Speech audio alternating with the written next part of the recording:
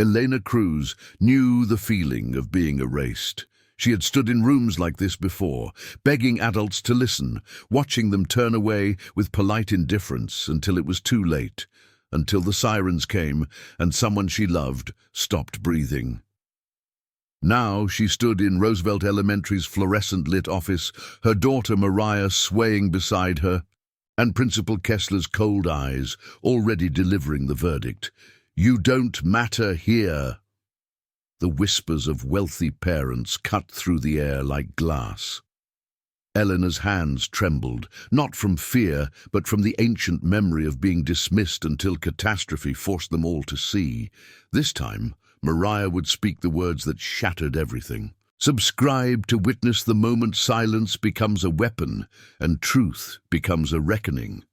Elena Cruz woke at 4:30 in the morning to the sound of her own heartbeat, a rhythm that felt less like life and more like a countdown she could not stop. The Detroit winter pressed against the apartment windows, frost crawling across the glass in patterns that reminded her of veins, delicate and cold, mapping out the geography of exhaustion that lived beneath her skin. She lay still for 3 long minutes, staring at the water stain on the ceiling that had grown since October, a slow bloom of neglect that the landlord promised to fix but never did, just like everything else in her life that required someone else to care. Her body ached in places that had no specific name, just a general heaviness that started in her shoulders and radiated downward, settling into her hips and knees, the accumulated weight of standing on concrete floors for 8-hour shifts at Save More Supermarket, scanning items that other people could afford without calculating, without choosing between milk and medicine. She thought about calling in sick, about letting Mariah stay home with her, about surrendering to the gravitational pull of the mattress that smelled faintly of lavender detergent and something older, something like defeat. But rent was due in 11 days, and she was already $73 short, already imagining the conversation she would have to have with Mr. Patel, the building manager who looked at her with a mixture of pity and impatience, a man who had heard too many stories and had stopped believing in most of them. She rose from the bed slowly, feeling her spine realign itself vertebra by vertebra, a process that seemed to take longer each morning, as though her body were reluctant to return to the vertical world of obligations and judgment. The apartment was cold, despite the radiator's metallic hissing, a sound that promised warmth but delivered only noise and occasional scolding bursts that made Mariah yelp when she passed too close. Eleanor pulled on the same jeans she had worn yesterday, the denim soft and worn at the knees, and a grey sweater that had once belonged to someone she no longer spoke to, someone who had left before Mariah learned to walk, before the promises dissolved into silence and unanswered texts. She moved through the narrow hallway toward Mariah's room, stepping carefully over the floorboard that creaked like a warning, and pushed open the door to find her daughter already awake, sitting upright in bed with her eyes half closed, her small body swaying slightly, as though caught in an invisible current. Mariah's face was pale, almost translucent in the early morning dimness, her freckles standing out like scattered punctuation marks across the bridge of her nose, and Eleanor felt the familiar clench of worry tighten around her ribs, a sensation she had learned to carry the way other people carried keys or phones, always present, always within reach. Mariah had been complaining of dizziness for 3 days, a spinning sensation that came and went without pattern or warning, leaving her unsteady on the playground, causing her to stumble during recess, prompting concerned looks from her teacher, Mrs. Alvarez, who had sent home a note suggesting Eleanor look into it when convenient.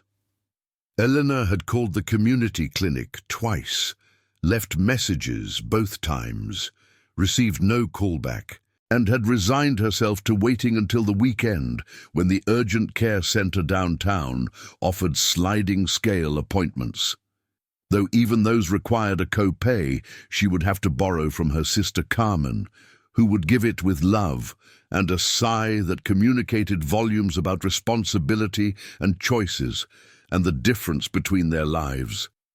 She wanted to believe it was nothing, just a phase, just growing pains or dehydration or the lingering effects of the cold Mariah had fought off in October. But beneath that hopeful surface lived the darker knowledge of a woman who had learned that ignored symptoms could metastasize into emergencies, that waiting too long could mean losing everything. She had learned this lesson in blood and sirens and a hospital waiting room that smelled of disinfectant and institutional failure, learned it in the worst possible way, and now she carried that education like a scar that never fully healed, always sensitive to pressure, always threatening to reopen. Elena knelt beside Mariah's bed and placed her palm against her daughter's forehead, checking for fever, with the practiced efficiency of a mother who had performed this ritual 1,000 times, searching for the heat that would justify staying home, that would grant permission to pause the relentless forward motion of their lives. The skin was cool, slightly clammy, and Mariah leaned into her mother's touch with a sigh that sounded older than 8 years old, older than childhood should ever sound. "How do you feel, baby?" Elena asked, her voice still rough with sleep, and something else, something like preemptive grief, the kind that arrives before tragedy has officially announced itself, but after instinct has started whispering warnings.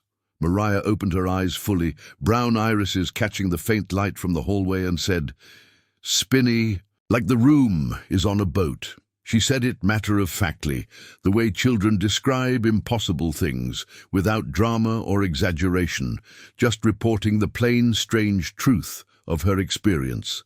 Elena wanted to gather her daughter into her arms and stay there, suspended in the safety of this small room with its glow-in-the-dark stars still clinging to the ceiling, their phosphorescent light long faded but their shapes still visible, constellations that neither of them could name, but that had become their own private astronomy. But there was no time for staying, no space in their carefully balanced schedule for maternal intuition or lingering worry, because Elena had to be at Savemore by 6:45, and Mariah had to be at Roosevelt Elementary by 7:30, and the bus routes did not accommodate doubt or second-guessing. She helped Mariah dress, guiding small arms through sleeves, fastening buttons with fingers that had learned to work quickly, even when trembling, braiding her daughter's dark hair into a single plait that hung down her back like a rope, something to hold on to. They ate cereal standing at the kitchen counter because the table was covered with bills and school papers and the detritus of a life lived in constant motion, never quite catching up, never quite settled. Eleanor watched Mariah eat slowly, each spoonful requiring concentration, and felt the familiar war between pragmatism and panic, between what she could afford to do and what her instincts screamed at her to do. She had taken Mariah to the emergency room twice in the past 2 years, once for a fever that broke on its own before they were seen, once for stomach pain that turned out to be constipation, and both visits had resulted in bills that still arrived monthly, printed reminders of her inability to distinguish between genuine crisis and manageable discomfort, each one a small humiliation wrapped in medical jargon and payment plan options. They left the apartment at 6:15, stepping out into the pre-dawn cold that bit through their jackets and turned their breath into visible clouds, small ghosts escaping from their mouths. Elena walked Mariah to the bus stop 4 blocks away, holding her daughter's hand, perhaps tighter than necessary, feeling the small fingers curl trustingly into her palm. And she thought about all the invisible ways mothers fail their children, not through lack of love, but through lack of resources, lack of time, lack of the luxury to pause and investigate every symptom until satisfied. She thought about the note from Mrs. Alvarez still folded in her purse, the words, "when convenient," underlined in red pen, as though convenience were something available to women who worked retail and raised children alone, as though their lives operated on a schedule that allowed for medical mysteries and thorough investigations. The school bus arrived with a hydraulic hiss, its yellow sides streaked with road salt and grime, and Eleanor kissed Mariah's forehead, whispered, "I love you, be good," and watched her daughter climb the steep steps carefully, one hand gripping the rail, her small body still swaying slightly, as though the spinning had never fully stopped.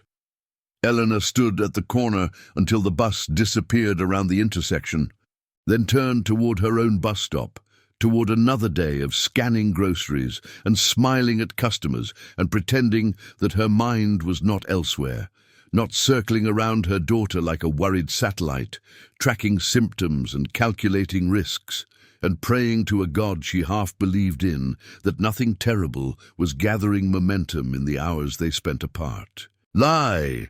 The call came at 10:15.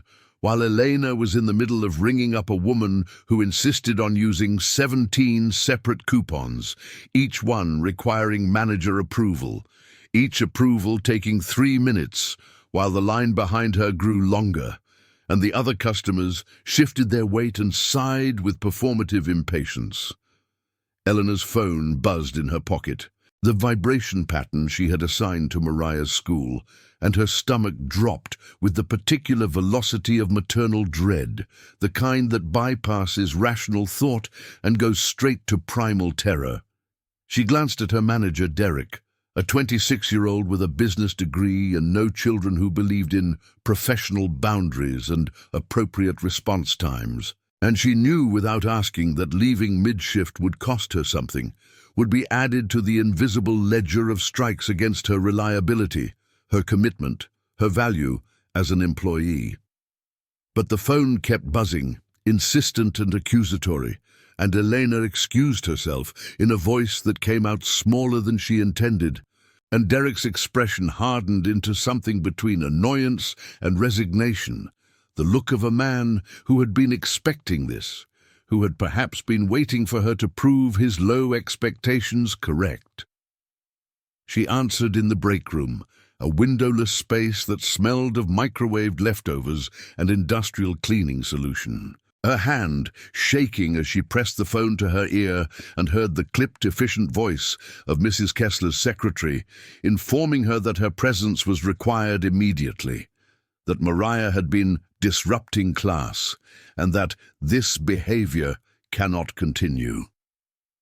Eleanor did not remember the drive to Roosevelt Elementary, could not later reconstruct the sequence of stoplights or turns, only that she had clocked out without explanation, had ignored Derek's pointed question about when she would return, had driven with her hands gripping the steering wheel so tightly that her knuckles went white and her fingers ached.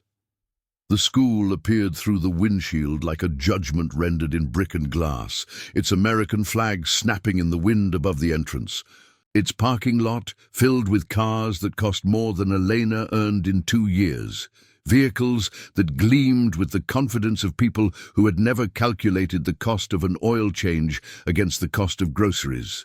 She entered through the main doors, feeling like she was walking into a courtroom, some tribunal where the verdict had already been decided and the proceedings were merely ceremonial, a formality designed to give the appearance of fairness while delivering predetermined condemnation.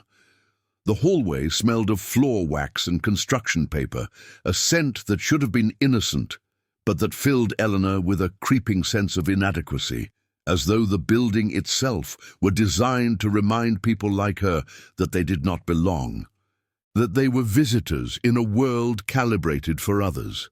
She signed in at the front desk, her handwriting shaky and small in the visitor log, and was directed to Principal Kessler's office, a room she had visited twice before, both times to discuss Mariah's attention-seeking behavior, a phrase Mrs. Kessler used with clinical precision, as though she had diagnosed a moral failing rather than observed a child struggling with circumstances beyond her control. Elena knocked softly, heard the curt, "Come in," and pushed open the door to find not just Mrs. Kessler, but also 3 other parents, all of them seated in chairs, arranged in a loose semicircle. all of them turning to look at her with expressions that ranged from curiosity to barely concealed contempt. Mrs. Kessler was a woman in her late 50s who had perfected the art of appearing simultaneously professional and deeply disappointed, her grey hair cut in a severe bob that framed a face that seemed incapable of producing a genuine smile, only approximations of warmth that never reached her eyes. She gestured to an empty chair, the only one positioned slightly apart from the others, and Elena sat, feeling the eyes of the other parents on her like physical weight, taking in her target clearance sweater and her scuffed sneakers, and the exhaustion written across her face in lines that no amount of concealer could fully hide. To her left sat Jennifer Hartwell, whose daughter was in Mariah's class, a woman who drove a white Lexus and chaired the PTA fundraising committee, and whose Instagram feed was a carefully curated exhibition of family perfection, beach vacations, and matching outfits and captions about blessed beyond measure. Jennifer's gaze traveled over Elena with the efficiency of someone conducting an appraisal, assessing and dismissing in a single sweep. And Elena felt the old familiar heat of shame begin to rise in her chest, that particular burn that came from being visibly less than, from existing as evidence of failure in a room full of people who had succeeded. Mrs. Kessler folded her hands on her desk, the gesture deliberate and final, like a judge preparing to deliver a sentence, and began to speak in a voice that was carefully modulated to sound reasonable while communicating absolute authority. "Mrs. Cruz, thank you for coming in. I've asked Mrs. Hartwell, Mr. and Mrs. Chen, and Mrs. Rodriguez to join us because this has become a pattern, and I believe it's important that we address it collectively." Elena's mind snagged on the word collectively, understanding instinctively that it was code for in front of witnesses, that this meeting was designed not just to discipline, but to humiliate, to establish through public display that Mariah was a problem, a disruption, an inconvenience to the smooth functioning of the classroom, and by extension to the smooth functioning of these other families whose children did not require emergency phone calls or urgent meetings. Mrs. Kessler continued, her tone taking on the weary patience of someone explaining something obvious to someone slow. "Mariah has been, once again, claiming to feel dizzy and unwell. This is the third time this week. Mrs. Alvarez has tried to be accommodating, but we simply cannot allow one child to monopolize the teacher's attention and disrupt the learning environment for everyone else." Elena felt something inside her begin to crack, some internal structure that had been holding her upright suddenly developing fissures, and she tried to speak but found her throat constricted, words trapped behind a wall of humiliation and rising panic. She managed to say, her voice barely audible, "She's been dizzy at home too. I'm trying to get her to a doctor, but I'm waiting for an appointment." And Mrs. Kessler cut her off with a hand gesture that was both polite and absolutely dismissive, the kind of interruption that communicated that whatever Elena was about to say had already been anticipated and discounted. "Mrs. Cruz, I understand that you're dealing with challenges," and the pause before that final word was deliberate, weighted with implications about single motherhood and financial instability and all the chaos that people like Mrs. Kessler believed inevitably accompanied poverty. But Mariah has demonstrated this pattern before. She becomes the center of attention, she receives sympathy and special treatment, and then the symptoms mysteriously disappear. I'm not suggesting she's lying, but children do learn behaviors that get them what they need emotionally, and I think we need to consider that possibility here. The other parents nodded, a synchronized movement that felt rehearsed, and Elena understood with sickening clarity that this meeting had been designed as theater, a performance of institutional concern that was actually a public shaming, a warning to stay in line and stop making trouble, and accept that her daughter's discomfort was less important than the convenience of those around her. Elena sat paralyzed in that chair, feeling the weight of 4 pairs of eyes pressing against her like hands, pushing her down into silence, into the shape they had already decided she should occupy. The struggling mother, the woman who could not manage her life or her child, the cautionary tale whispered about in carpools and parent coffees. Mrs. Kessler continued speaking, her words forming a careful architecture of blame, disguised as educational concern, discussing intervention strategies and behavior modification and consequences for disruption, as though Mariah were a problem to be solved through policy rather than a child reporting physical symptoms that her own body was experiencing. Jennifer Hartwell interjected with a practiced sigh, saying, "My daughter has mentioned that Mariah often seems to be seeking attention during group activities. It's becoming a distraction for the other children who are trying to focus." Her tone carried the unmistakable superiority of a woman who had never had to choose between a doctor's appointment and keeping her electricity on, who had never felt her heart race with panic in a pharmacy when her insurance denied a prescription, who had never understood that poverty was not a moral failure but a condition that narrowed choices until sometimes there were none left. Elena opened her mouth to respond, to defend Mariah and herself against these accusations wrapped in concerned vocabulary. But before she could form words, she heard a soft knock on the door, and then it opened to reveal Mrs. Alvarez, Mariah's teacher, a woman in her 40s, with kind eyes and a gentle demeanor, who had always treated Elena with a respect that felt rare and precious. Behind her, almost hidden in the shadow of the doorframe, stood Mariah herself, her face still pale, her eyes glassy with something between confusion and fear, and Elena's entire body reacted with the visceral need to go to her daughter, to shield her from this room full of adults who had already decided she was a nuisance rather than a person. Mrs. Alvarez spoke softly, apologetically. "I'm sorry to interrupt, Mrs. Kessler, but Mariah became very dizzy during math, and I thought it was important that her mother see her condition firsthand." Mrs. Kessler's expression tightened into something harder, more rigid, and she said with forced patience, "Mrs. Alvarez, we're in the middle of a conference about this exact behavior. Perhaps Mariah can wait outside until we finish discussing the appropriate response." But Mariah did not wait outside, did not retreat or disappear as she had been instructed to do. Instead, she took 3 unsteady steps into the office, her small body listing slightly to the left as though pulled by invisible current, and she looked directly at her mother with eyes that held a question Elena could not quite decipher, some appeal or reassurance or permission. Elena half rose from her chair, reaching toward her daughter despite the social protocol that said she should remain seated, should defer to the principal's authority, should not disrupt the careful choreography of this humiliation. And then Mariah spoke, her voice thin but clear, cutting through the manufactured tension of the room with the plain honesty that only children possess, the kind of truth-telling that adults spend years learning to suppress or disguise. "The paramedic told me to say something right away if I felt dizzy again," Mariah said, and the words landed in the room like stones dropped into still water, sending ripples outward, disturbing every carefully arranged surface. "After I collapsed at the park, he said my heart stopped for 23 seconds and that I should always tell a grown-up if I feel like this, because it could happen again."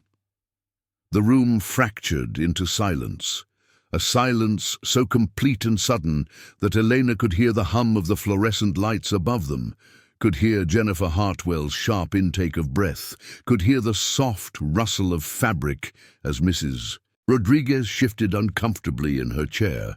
Mrs. Kessler's face underwent a transformation that would have been comical if the situation had not been so terrible, her features freezing mid-expression, her mouth still shaped around the word she had been about to speak, her eyes widening with the dawning comprehension that she had made a catastrophic miscalculation.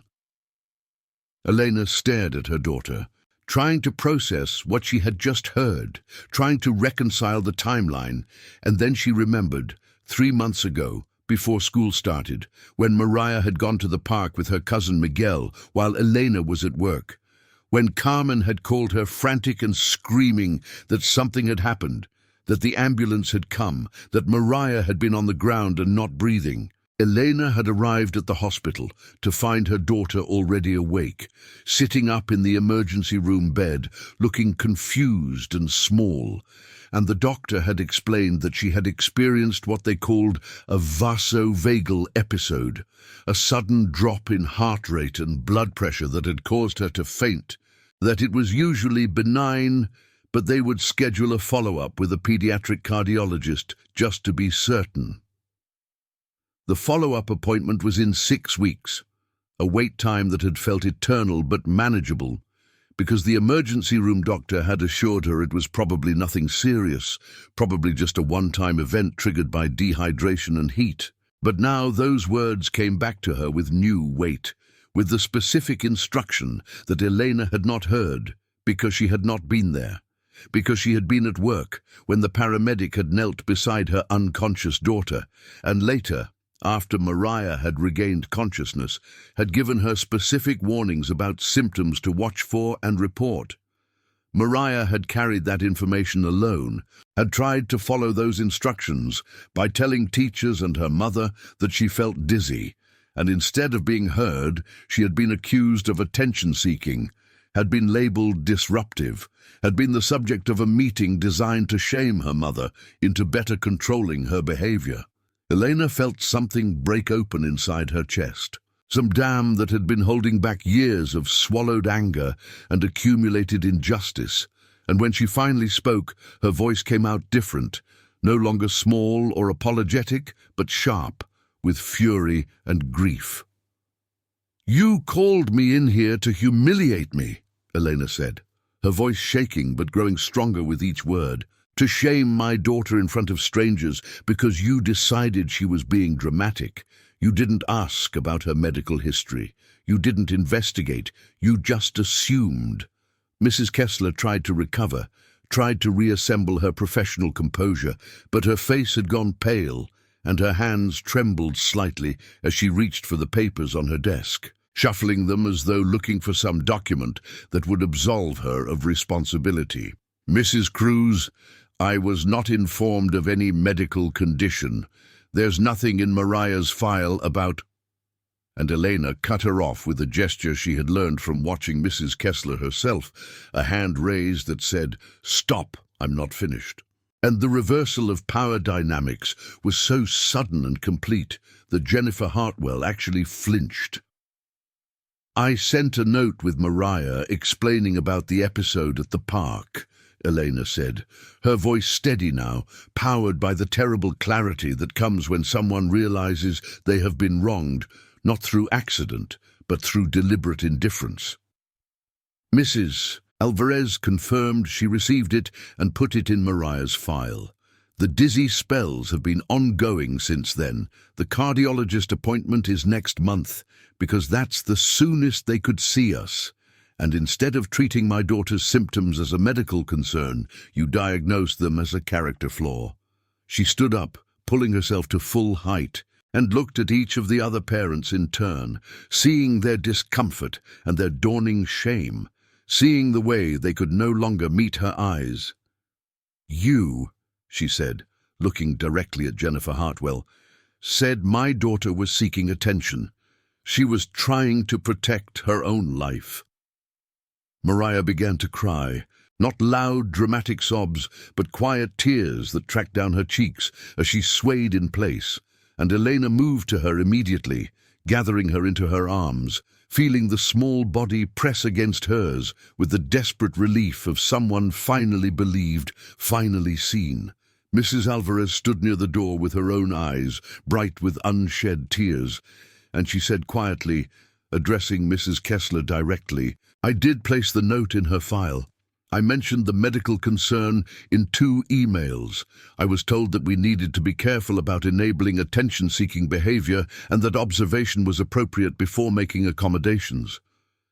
Her words hung in the air like an indictment, and Mrs. Kessler's face went from pale to flushed, a deep red that started at her neck and spread upward, the visible manifestation of someone realizing that her negligence had been not only cruel, but documented, that there would be records and witnesses and consequences. The meeting dissolved after that, the other parents fleeing with muttered excuses and averted gazes, Jennifer Hartwell practically running from the office as though proximity to the situation might contaminate her with its shame. Elena did not leave the school right away, though every instinct screamed at her to take Mariah and flee from the building that had become a site of trauma, a place where her daughter's pain had been reinterpreted as manipulation, and her own poverty had been used as evidence of bad parenting. Instead, she stood in Mrs. Kessler's office, still holding Mariah against her hip, even though her daughter was really too big to be held this way, feeling the trembling in the small body pressed against hers begin to slowly subside. Mrs. Kessler sat behind her desk, looking diminished somehow, as though the revelation had physically shrunk her, her authority revealed as the hollow performance it had always been, her professional certainty exposed as laziness disguised as protocol. She attempted several times to speak, opening her mouth and then closing it again when no adequate words emerged, and finally she managed to say, "Mrs. Cruz, I apologize. This was a failure of communication, and I take full responsibility." But the apology landed flat and insufficient, the kind of institutional language designed to minimize liability rather than acknowledge genuine harm, and Elena felt no softening toward this woman who had gathered an audience to witness her public shaming, who had made assumptions about her character based on the visible markers of her economic status. Mrs. Alvarez stepped forward, her expression a mixture of vindication and sorrow, and she addressed Elena directly, bypassing the principal entirely, speaking to her as though they were the only two people in the room who mattered. "I want you to know that I never doubted Mariah. I saw her symptoms, I documented them, I advocated for medical attention rather than behavioral intervention." She paused, choosing her next words carefully, and Eleanor understood that what she was about to say was an act of professional courage, a decision to speak truth, even when it would cost her something. "I was overruled. I was told that single parents often struggle with boundaries and that children from unstable homes frequently present with psychosomatic symptoms designed to reunite them with their primary caregiver." The words hung in the air like toxic gas, exposing the underlying assumptions that had shaped every decision made about Mariah, the prejudices dressed up as educational theory, the casual cruelty of people who believed poverty was contagious and required quarantine. Elena felt tears burning behind her eyes, but refused to let them fall, refused to give Mrs. Kessler the satisfaction of seeing her break down, refused to perform the emotional collapse that would allow everyone to dismiss this as a mother being overwrought rather than a mother being rightfully enraged. She looked at Mrs. Kessler directly, forcing the principal to meet her eyes, and spoke with a clarity that came from years of being underestimated. Years of having her intelligence and judgment questioned because of her zip code and her job title and her marital status. "You need to understand something," Elena said, her voice low but carrying weight, each word carefully placed like stones in a foundation. "My daughter's life is not worth less because I work retail. Her symptoms are not less valid because we live in an apartment instead of a house. Her medical needs do not become behavioral problems just because I can't afford private insurance with same-day appointments." She shifted Mariah slightly in her arms, feeling her daughter's breath warm against her neck, feeling the precious fragility of this life she had been given to protect. "When I was 19, my younger brother told my mother he had chest pains. She was working 2 jobs. We had no insurance. She gave him aspirin and told him to rest. He died 3 days later from a heart defect that could have been treated if someone had listened, if someone had taken him seriously, if poverty had not been mistaken for exaggeration. The room absorbed this information in stunned silence, and Elena saw Mrs. Kessler's face change, saw the calculation happening behind her eyes, the understanding that this was no longer just about a misjudged situation, but about a pattern of dismissal that had already claimed lives. Mrs. Kessler stood up abruptly, her chair scraping against the floor with a harsh sound that made Maria flinch. And for a moment, Elena thought she might be about to defend herself, to argue or deflect or minimize what had occurred. But instead, the principal moved toward a filing cabinet, her movements jerky and uncertain, and pulled out a thick folder that Elena recognized as Maria's student file. She opened it on the desk, flipping through papers with hands that shook visibly. And then she found what she was looking for. The note Elena had sent, carefully folded and placed in the file, but clearly never read, never considered, never allowed to impact the narrative that had already been constructed about Maria and her mother. Beneath it were the 2 emails from Mrs. Alvarez, both marked with red exclamation points indicating urgency, both containing detailed descriptions of Maria's symptoms and requests for a conference to discuss medical accommodations. Mrs. Kessler stared at these documents as though they were evidence at her own trial, and when she finally looked up at Eleanor, her face had aged a decade, the confident authority replaced by something smaller and more human, something that looked like shame but came too late to matter. "I will personally call the cardiologist's office and request that they move up Maria's appointment," Mrs. Kessler said, her voice stripped of its earlier condescension, now just tired and hollow. "I will document this meeting and my failures in judgment. I will send a formal apology to you in writing, and I will arrange for Maria to have full accommodations for any medical symptoms, including immediate parent contact and permission to rest in the nurse's office without question."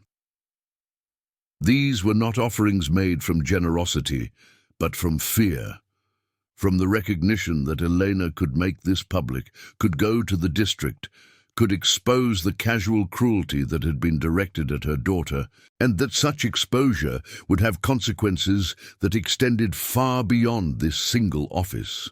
Elena felt no gratitude for these concessions because they were not gifts, but rights that should have been automatic, protections that should have existed from the beginning, acknowledgements that should not have required her daughter to collapse and her son to die and her own dignity to be sacrificed before they became available. She nodded once, curtly, and said, "I'll be taking Maria home now. I'll be calling the cardiologist myself, and I will be documenting everything that happened here today because my daughter's safety is not negotiable, and I will not trust this school to prioritize it without oversight." She turned to leave, carrying Maria toward the door, and Mrs. Alvarez opened it for them, placing a gentle hand on Elena's shoulder as they passed, a gesture of solidarity that communicated more than words could. They walked down the hallway together, past the cheerful bulletin boards and the student artwork and the trophy cases celebrating achievements that felt suddenly hollow, past the other classrooms where children were learning math and reading and history, but perhaps not learning the more essential lesson about which lives were considered valuable and which were considered expendable. Elena's car was still parked crookedly in the visitor spot, evidence of her panicked arrival, and she buckled Maria into the back seat with trembling hands, checking and rechecking the straps with obsessive care, unable to stop the flood of what-ifs that crashed over her. What if Maria had collapsed again? What if she had been alone? What if Elena had not arrived in time? What if the dismissal had continued until tragedy transformed possibility into certainty? Maria looked up at her with those serious brown eyes and said, "Mom, are you mad at me?" And Elena's heart cracked open completely, understanding that her daughter had internalized the school's judgment, had begun to believe that her symptoms were a moral failing rather than a medical reality. Elena knelt beside the open car door, bringing herself to eye level with her daughter, and said with fierce intensity, "Baby, I am not mad at you. I am mad for you. You did everything right. You told adults you were sick. You followed the paramedics' instructions. You spoke up when your body told you something was wrong. The adults failed you, not the other way around." She kissed Mariah's forehead, tasting salt from her daughter's earlier tears, and added, "You are so brave. You are so strong. And I promise you that I will never let anyone make you feel small for taking care of yourself." They drove home through streets that looked different now, sharper and more hostile, as though the confrontation had stripped away some protective filter that had allowed Elena to believe the world was basically fair if you just worked hard enough and followed the rules. She understood now, with devastating clarity, that she had been wrong, that the rules were different depending on who you were and how much money you had, and whether you fit the comfortable narratives people preferred to believe. The anger that had erupted in Mrs. Kessler's office did not dissipate, but instead settled into something colder and more permanent, a determination that transformed shame into purpose, that converted humiliation into the raw material of change. She would fight for Mariah with everything she had, would become the kind of mother who made phone calls and filed complaints and refused to be dismissed, would learn the language of power and wield it on behalf of her daughter, who deserved to be heard the first time she spoke, not just after crisis had forced everyone to listen.